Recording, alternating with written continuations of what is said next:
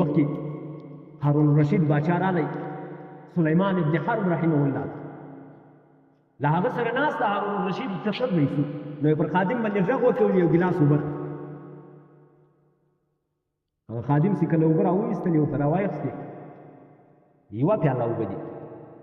داسې خولې ته پورته کې سلیمان ابن حرب رحمه الله غږ ورباندې وکړي وایي باچا صاحب یوارې ودرېږه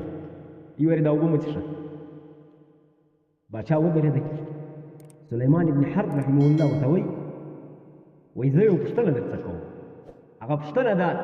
که چیرې په دنیا کې له دغې پیالې ماسې وه غړپ اوبه هم نورې نسته خالي دغه یوه پیاله وکړو او ته تږی یې دا اوبه یې څوک در باندې خرڅوي ته څو روپۍ پر دغه اوبو باندې ورکوې هسې وایه کې پر دا یوه پیاله اوبو باندې څو روپۍ ورکوې هارون الرشید رحمه الله ورته وایي زه د دا یوې پیالې په بدل کې نیمۍ بادشاهي کوم نیمۍ بادشاهي پر دا یوه پیاله باندې وکړو سلیمان ابن حرب ورته وایي که چېرته دا اوبه تا وڅښلې هلته مثانې ته ورسېدلې خو اتفاقا داسې پېښه شو چې د بولو چې د کومه لاره وه ناله وله هغه ناله بنده شوله دا اوبه هلته په مثانه کې ولاړې دي ډېر ځینې په ازاد دي او ډېر بندې دي بیا خو چېرې په دنیا کې یو ډاکټر د علاج یې کوي هغه ته به ته د دغه په اړه باندې چې دی ستا علاج وکړي څو روپۍ ورکوې هارون الرشید ورته وایي دا نیمه بادشاهي صنفاته د هغه په ورکوي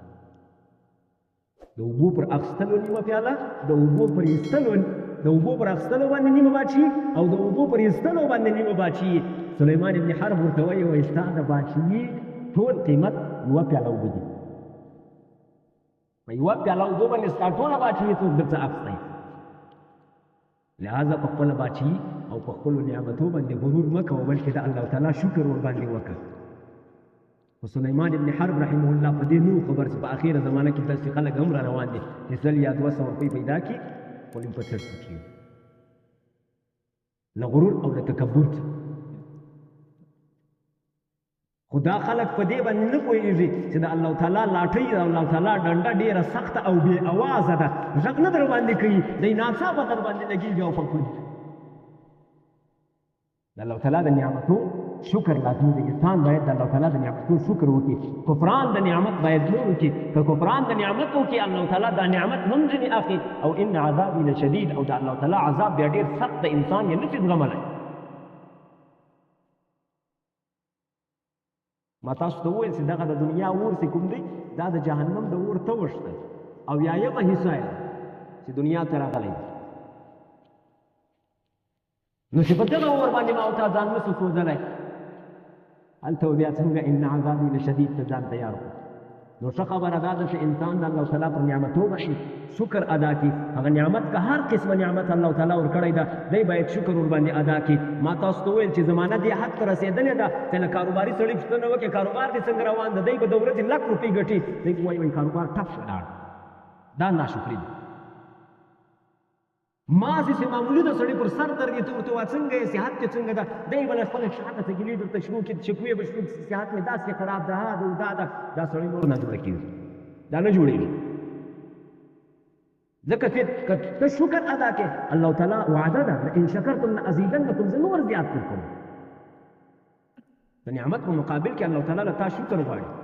شکر به خامخا ادا کوې که شکر نه کوې ادا الله تعالی بیا تا ته دغه نعمت هم درته ځایلوي او د دغه ناشکري په مقابل کې بیا الله تعالی دا اعلان هم درته کړی چې ان عذابي لشدید بیا نو زما عذاب ته تیار شئ زما عذاب ډېر سخت نو کله چې الله تعالی یو نعمت درکړي هغه نعمت باندې غرور مه کوئ 5 روپۍ زیاتې درکړلې هغه 5 روپو باندې غرور مه کوه 10 روپۍ زیاتې درکړې په هغو باندې غرور مه کوه داسې مه کوه چې الله تعالی تا ته څه پیسې درکړي څه یې پورته راوستلې نو ته د لاندې مسکینان خلک د خزندو په څېر ورته ګورې د میږیانو په نظر باندې ورته ګورې چې دا خو هسې میږیان او داسې خلک شته دا زموږ په کلي کې شته زه د هغو په طور د پیغور نه وایم هغو ته صرف دا وایم چې تاسو په خپل نعمت باندې شکر ادا کوئ که نه کوئ ادا دغه کارونه کوئ لکه اوس چې ما ذکر کړل د دغو کارو په بدل کې به الله تعالی له ته دا نعمتونه دا پیسې دا دولت دا جایداد دا به ټول درته ورکړي تاسو ټول به خالي لاس پاتې شئ بیا غرور په څه باندې کوې راغلی هم دنیا ته بېکالو یې له دنیا څه به ځې هم بېکالو چې دنیا ته کله راغلی نه دي په راسته او په چپ باندې پوهېدې په راسته او په چپ باندې خپل مور پوه کړلې په دې نوې خبر چې مور پلار دي په ښي غوږ کې اذان در کړی ده په چپ غوږ کې اقامت در کړی په دې په ښي باندې ته نه خبر خو دا نعمتونه الله تعالی در کړي دي اوس بیا ته د دغو نعمتونو ناشکري کوې او د دغو په مقابل کې تکبر کوې لویي درڅه کېږي چې کوم مسکینان خلک دي یا عام خلک دي رعایا ده هغوی ته په سپک نظر باندې ګورې دا نعمتونه به الله تعالی ژر له تا څه واخلي او بیا به الله تعالی تا په سخت عذاب باندې مبتلا کړي دا زه نه وایم د الله تعالی قرآن کې دا وعده ده چې ان عذابي لشدید تاسو زما شکر ادا کړئ چې نه ادا کوئ چیرې بیا زما عذاب ته تیار شئ زما عذاب لشدید په تاکید سره شدید سخت شکر به ادا کوو انشاءالله